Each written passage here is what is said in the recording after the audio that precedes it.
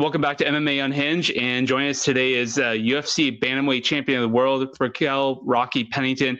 Thank you for taking the time, and absolute pleasure having you on. Yeah, absolutely. How are you? I'm good, thank you. But this is about you here, so I'm hoping you're doing better than I am here.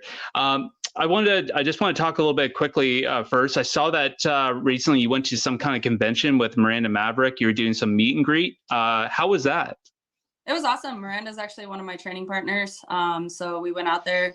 We were out there doing a meet and greet for Ariaka. I cannot pronounce it. But it's like a cybersecurity company. I got to learn more into it. They sent me some information on it and stuff. But we had like the life-size Rock'em Sock'em robots. Fans can go against us, and then if they would beat us, they would get a pair of signed gloves. But it was just overall, it was a really good time. Yeah, and I know it's not going to be your first time, and it won't be your last. I know you and Tisha are going to be doing a meet and greet pretty soon. I don't know if it's this weekend or in a couple days. Yeah, it is this weekend. Yeah. So at these meet and greets, how do you relish the moment? Is it do you ever get awkward with fans, or is it just a great experience? Like, talk about it. That. No, I absolutely love meet and greets. I love interacting with everybody. I love the kids. That's like the biggest part that warms my heart. But overall, I mean, I have fun interacting with everybody. Everybody has cool stories. They're just excited to be there. I'm excited to be there. It's a positive circle. Awesome. Now let's move forward. How are you feeling, and how is things at home now that you're the champ? I feel good. I'm enjoying a little bit of vacation. I'm doing some rehab on some stuff. And, I took over the role of just being Mama Bear. Tisha's now in camp. So she gets to have the joys of getting her body all banged up and being exhausted every day. I'm enjoying it.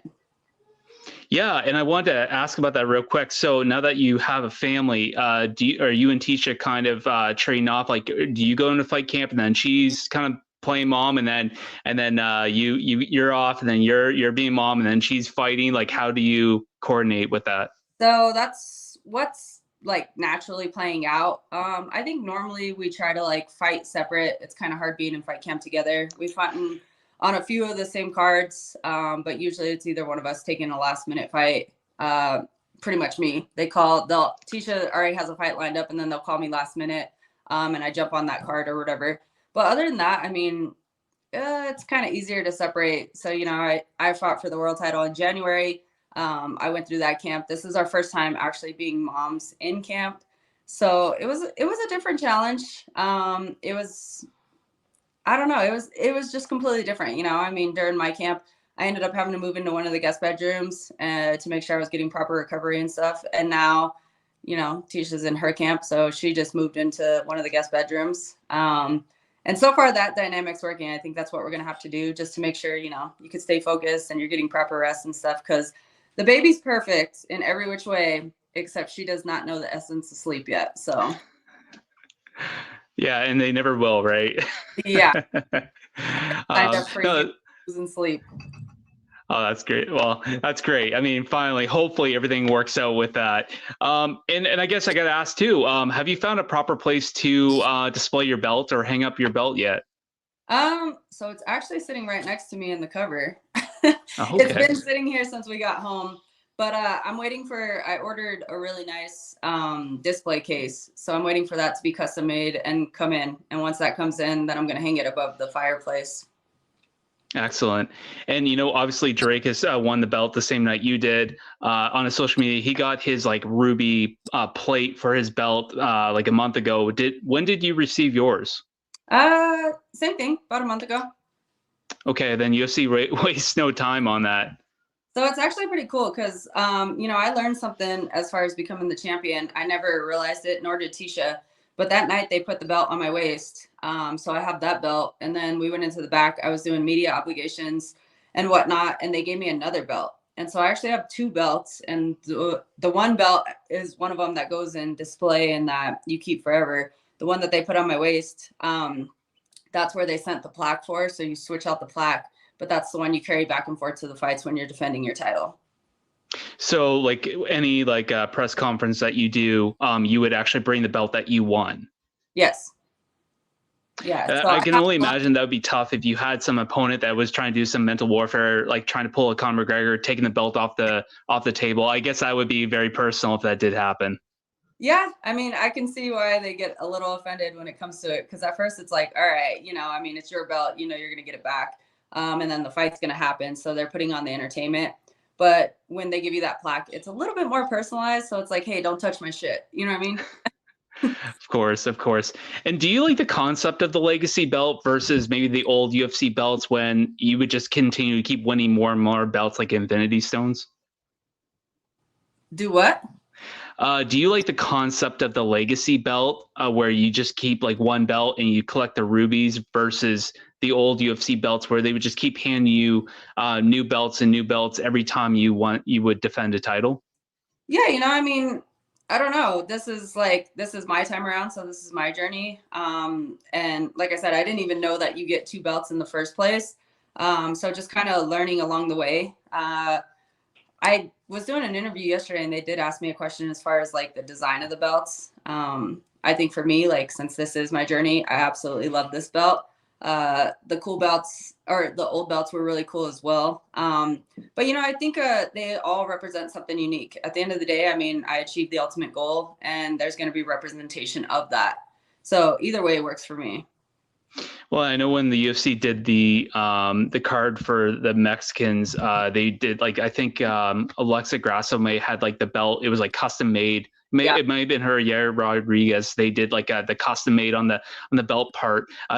What was your thoughts about that? And do you think they'll do more of that in the future? I thought that was super cool. That's a really unique belt. She can sit there and no one else is probably ever going to have a belt like that. I believe it was designed by a Mexican artist, right? They made shoes for Dana and everything else. So yeah, that's a really unique belt. And let's just backtrack to UFC 297. You clearly dominated your opponent, and obviously Myra, she slowed down and everything. Was there anything that she did that kind of surprised you in that fight? No, we expected exactly what she brought to the table. I had to climb another mountain during that fight week. I ended up pretty sick. And so going out there, the coaches were like, hey, like just drag her in deep waters. She's going to break. We don't care what this fight looks like. We need you for a maximum 25 minutes. Just get the job done. And we knew that if she went past the second round, pretty much that she would gas.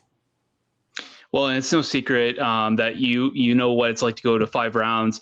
And before the fight, the press conference, you talked a lot about how the opponents that you faced. Obviously, you fought Amanda Nunes. You know what it's like to have to go for a title versus maybe the opponents that she had to face. And obviously, there's a clear difference. Do you feel that kind of contributed to her loss? 100%. I feel like she was riding a hype train. I feel like, she had all the confidence going behind her, but she really didn't have a true challenge yet. And that's not taking away from the other girls. Everybody's in the UFC for a reason. There's talent out there, but there's a difference of being in my position where I've been in the UFC since 2013. I've been in the top 10 the entire time. I've been in the top 5 for half of that time frame. And I fought in the best of the best. And there is a difference when you actually cross that line into the top 10. You feel that difference. The challenge is different. The pressure is different. There's a lot that plays a part into it. So, she had her first challenge when it came to Holly Holm, but I mean, Holly's just kind of she hasn't had that that she came into the UFC with. She has this different grind where, she hugs you the whole time and it works for her and she's getting the wins and stuff. Mayra in that fight ended up getting the submission, but other than that, like that was her first true break into the top 10. So I knew that she was still pretty green. I think she can definitely be a challenger, but she has time to grow. She's gonna grow. But yeah, that was one thing that like we knew we had the advantage on. Yeah, and do you feel like that? This has kind of been the second time, obviously, with her. I mean, she fought Holly Holm, and then she went right to the title, and they kind of fast tracked her, in my opinion. And now they kind of did the same thing with Saint Denis against Dustin Poirier, and you kind of seen how that worked out. Obviously, he looked great, but same thing, he lost. So, do you feel like maybe it's time that the UFC stops pushing? I know I'm putting you on the spot, but do you feel like the UFC needs to stop pushing all these fighters to fast track them all, and maybe give them a little bit more experience in the top 10 before getting a shot at the title? No, I mean, you're in the UFC for a reason. Everybody wants to climb the ladder. So you have given these athletes the opportunity. It's up to you to rise to the occasion. I think as far as, there are some people who come into the UFC, they may come in with a huge name, or, UFC falls in love with them from the get-go, and it's like they try to fast track them. From being an athlete who's, I've never been handed anything. I've had to work from the ground up, and I'm super proud of myself. I've always been the underdog. I feel like I've been the dark horse in the 135 division. But I've been there. I keep creeping. Like, you can't deny me. I'm up there. I got my second chance at the world title, and now I'm the world champion. And so, for me, I get frustrated when they do bring athletes in, or when an athlete has one or two fights and then all of a sudden they're fast tracked. Like, there's so many people who are in the divisions who've been in the UFC for many, many years, and they're busting their ass just as much, and they deserve their shot. So in that aspect, it gets a little frustrating, but at the same time, like I said, I mean, the UFC gives you an opportunity. It's up to you to rise to that occasion. And you've always been class, but did it kind of feel good did it feel satisfying that you were able to dominate Silva and to kind of close that door on that fight and all the talk and everything? I mean, it was a lot of talk. She runs her mouth a lot. Julianna Peña runs her mouth a lot. I honestly thought I was going to be fighting Julianna Peña. So when they called me and said it was going to be Bueno Silva because Peña is still injured, I was a little disappointed. I've been looking forward to the fight with Julianna Peña for a very long time. But at the end of the day, I don't turn down any fights. We were getting the opportunity to fight for the world title again. Obviously, my next fight is going to be against Julianna Peña, which, that's just the way it's all playing out. That's how the journey goes. But, yeah, I'm happy I got the job done. I'm even more proud of myself knowing I got the job done with how I felt. Like, the way that I felt, I've never felt that way going into a fight. I seriously felt like I just need to lay in bed and like try to recover from whatever was going on in my body. I went into a fight already with a headache, with tons of pressure in my face. I felt like I had razor blades in the back of my throat. Like, my biggest concern was if I was going to be able to sustain possibly 25 minutes. And so, just to conquer another mountain, it was an interesting night, but I'm definitely proud of myself. And what do you think about fighting in Canada besides the cold? What's crazy is we got to Canada, and when we left Colorado was actually colder than Canada, even though Canada was in the negatives. But then while we were there, it was kind of terrible because we were locked in the hotel the whole time. So normally I like to go out. I like to be in the sunshine or like just outdoors walking around, but it was way too damn cold. And then, usually it's interesting because even though I'm the underdog, like I can pull the crowd and we have some fun. This time around, the crowd was pretty tough. They were all for Bueno Silva. So everywhere I went, or like just hearing them, it was just like constant boos. And it was an interesting dynamic this time around. But in general, I love Canada. I actually want to go back to Canada. I want to do some backpacking and hiking and just adventuring. Excellent.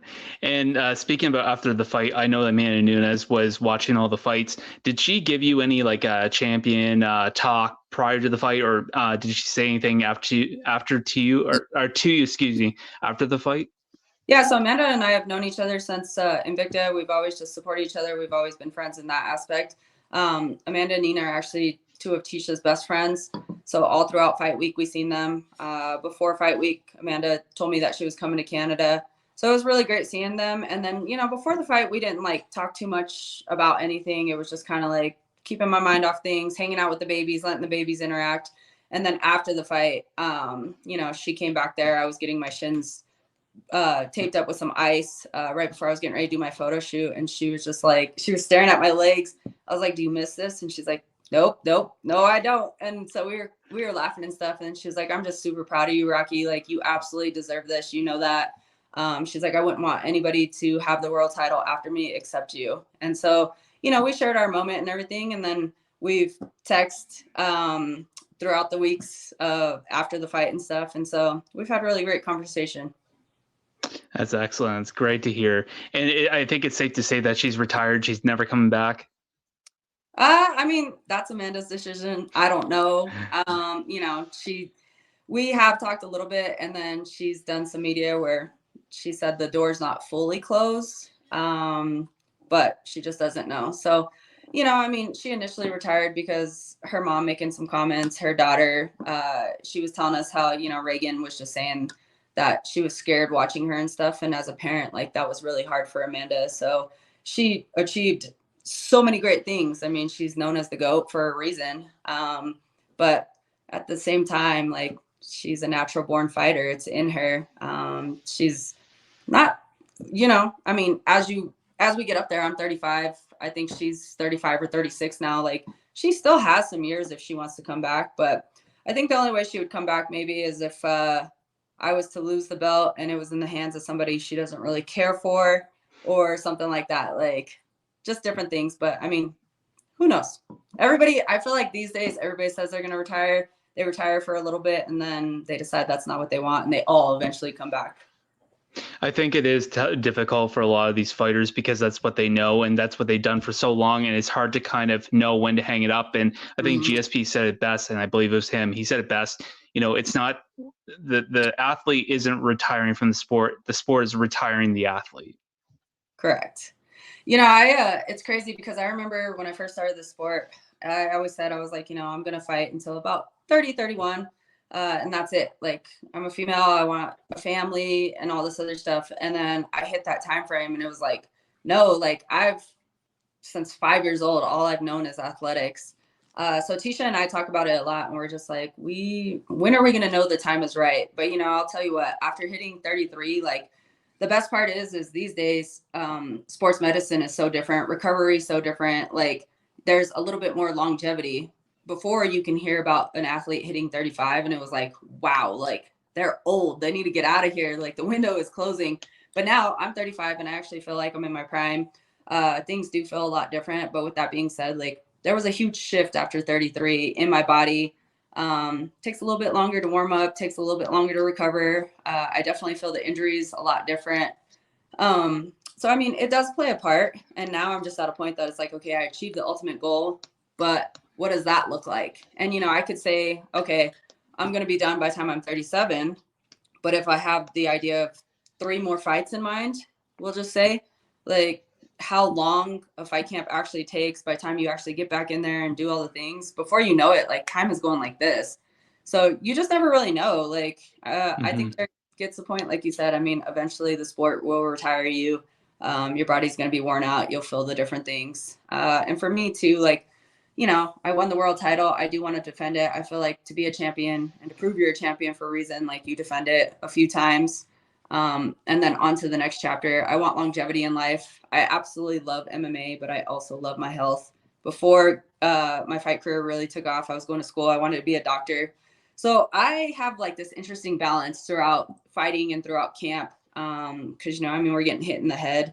And that bothers me. Like I get really concerned about it. So, I do a lot of brain work. I'm constantly like getting my head checked and making sure things are good. Just because, like I said, I want longevity in life. Yeah, and I feel like you are one of those fighters that does fight very smart, and I think that that is a good example and as being a champion, it's a good example to set for future up and comers.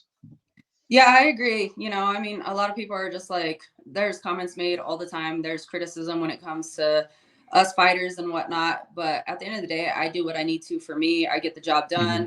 I won the world title. I'm doing what I need to change my family's life. But at the same time, like I'm protecting my health and stuff. Tisha and I have talked about it. Like, she loves striking. She would rather not tie up. When I first started the sport, my number one passion was actually jiu-jitsu. So it's more natural for me to want to like clench up and be in there. And then too, with that being said, like you don't take as much damage. It's just, everybody has their own style and stuff, but I remember being that young athlete, and when I would take an injury or something, it was just like, I had this mentality of, oh, I'm tough. I could push through. And I wish somebody would have been like, hey, like chill out. But instead it was like cheering you on that, you're a tough warrior. So now everybody always asks me like, what would you tell your 19, 20-year-old self? And it's exactly that. And I tell my teammates too, they sit there and they're young. Miranda, for one, like she's young. She has a long time in the sport if she really wants that. And, she's been in there. She's on the go nonstop. She's doing seminars. She's bouncing from gym to gym. She's going against all these people who she doesn't really know. You know, she's gaining experience. Like there's pros and cons to it all, but at the same time, like she's sustained injuries and she's been quiet about some of them. And I've told her, I'm like, hey, like you really need to chill out. Like I wish I would have had somebody to tell me to chill out. Like it is okay to take that break. Like learning that balance, that it's not about just the grind in the gym, but recovery is just as important. And some days, like to do the mental work, you know, that's where I feel like a lot of athletes fail. They do all this physical work, but everybody forgets about the mental side of things. And that comes with, you could do brain training while you're actually letting your body physically recover. So there's just finding a smart balance in it. For sure, for sure. And I was going to ask you who you want to face next, or who do you think is the next person in line? And you already dropped Julianna Peña. So is that something that's already kind of being worked out with the UFC at the moment, or is that just someone that you want next? No, I mean, that was, like I said, that's who I thought we were going to fight for the vacant world title. But it didn't play out that way just because she was injured. So as far as I know it, the conversations I've had with UFC, I think the same thing with her. Like it's supposed to be her and I next. But, you know, UFC does what they want half of the time. And you did just have Kayla Harrison, who signed to the UFC. She's coming in with a huge name, a huge hype train. They are about business when it comes to it. So you never know what's going to happen or what's going to be thrown at me. I'm not opposed to fighting anybody. I love all the challenges. But like I said before, you know, I mean, being that athlete who had to work from the ground up, who's been here for a long time, I don't like when they fast track people. I do understand the business side of it all, but there's a lot of other athletes who have been here who are in line. So for me, Julianna's the next one.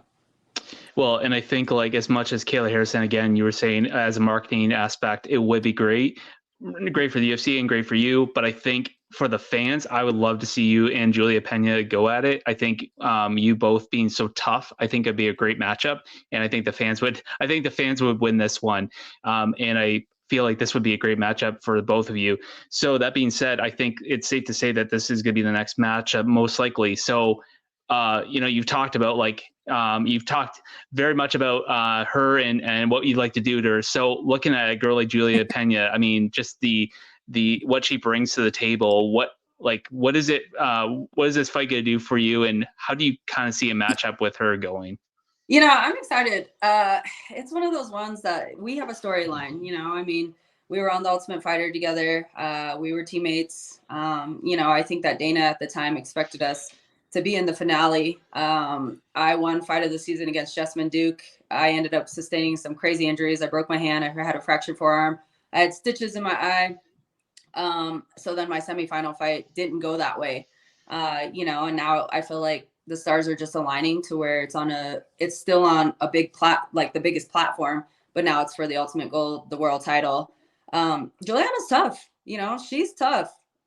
People may say she sucks as a fighter and this, that, or another, but I mean, that girl doesn't have any quit in her. She can get dropped on her ass so many different times and she is still going to find a way to keep coming forward. And so, you know, I mean, I'm just excited for that fight. Like, I feel like she'll definitely drag a different side out in me. My coaches, Dana, they're always yelling at me, let your hands go. Like, she's somebody that I absolutely just like, I don't have the desire to want to wrestle and grapple and do all the things. Like, I have the desire just to punch her ass in the face and shut her mouth. Like, so, I mean, it's just overall, it's an exciting fight. I feel like you said, we're both tough. It'll just play out for a lot of excitement. There's no quit in either of us. So. And, you know, I feel like every champion will eventually face a style that will conflict with theirs. You know, we've seen it recently without Asanya. We've seen it obviously with Valentina Shevchenko. She's kind of made her match there. So for yourself, what would you concur that every champion needs to continue to evolve to bring up their game and to be dominant as a champion? 100%. My if you go to my Instagram like bio, it has like just a little bit more into who I am and stuff. But my what is it? Threads or treads? What is that? Threads, I think. I know. Yeah. I can't keep up either. Everything keeps changing. Correct. And then Twitter, or what's known as X now, like it says in my bio there, it says never stop being a student of the game, because it doesn't matter what level you're on. Like the sport is constantly evolving. The talent that is coming up, like it's never going to stop. And so, I mean, if you get too complacent, it's only going to set you back. Like you're not going to continue to grow with it. So I always say that, yeah, you can never stop being a student of sport. It doesn't matter. And, you talked about you and Julianna Peña being on The Ultimate Fighter, and that seems so long ago. I would say that you and her, maybe a handful in the top 15, are really that last like OGs of the bantamweight division. And I mean, like, you've been able to go on 2 runs just to get to the title. You've had to fight for a title and have to experience that loss and then go on another run and get that title. So when you look at these up and comers in the bantamweight division, or just in general with the ladies in the UFC, what kind of message do you have for them to chase that title and to chase a dream? It's just crazy to like sit here and look back. I remember when I first started the sport, like I fought a few of the same women because there wasn't any competition. Like there wasn't any other female fighters out there. I remember way back when I was like, I'm going to be one of the first women to UFC. And people literally laughed in my face because it wasn't an option. And they're like, how the heck is that going to happen? And I was like, I have no clue, but I'm going to make it happen. And then, when UFC welcomed the women into the promotion, I was on the first season of The Ultimate Fighter. I was one of the first 10 women to ever sign with the UFC.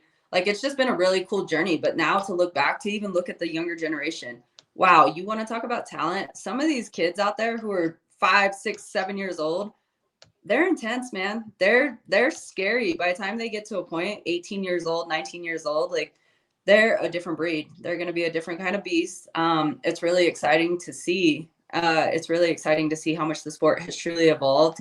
And, the biggest thing that I tell any athlete out there is to always have fun. If you're not having fun, then it's not worth it. As long as you're out there, you're having fun, you're embracing the challenges, and you're adapting and growing, and staying true to yourself. Because I'll tell you what, along your entire career, there's going to be thousands of people who say you cannot do it.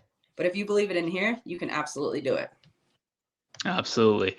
And I don't want to take much more of your time, so I just have one last one for you. So what do you envision for yourself in 2024? Well, I want to fight again. I want to defend my title for the first time before 2024, remain the champion, and then, I fight at least 1 or 2 more times in that year. And who knows? I mean, we just sat here and talked about it. Like, we'll see what my body says. We'll see how my mind's feeling. We'll see what accomplishments come along the way. Tisha and I, we want more kids. There's all kinds of different things. So can't really say. I do have, I have the idea of at least 3 more fights in my future. So we'll see. Well, Raquel, I don't want to take much more of your time. Just good luck with everything. Hopefully that fight with, with that upcoming fight, hopefully it does happen. And, just again, good luck. And again, you're always a class act. So it's always a pleasure having you on here. And thank you again for just taking the time. Yeah, thank you. I appreciate it. It was good talking with you. Yeah, you too, Raquel. And you take care. You too. Bye-bye.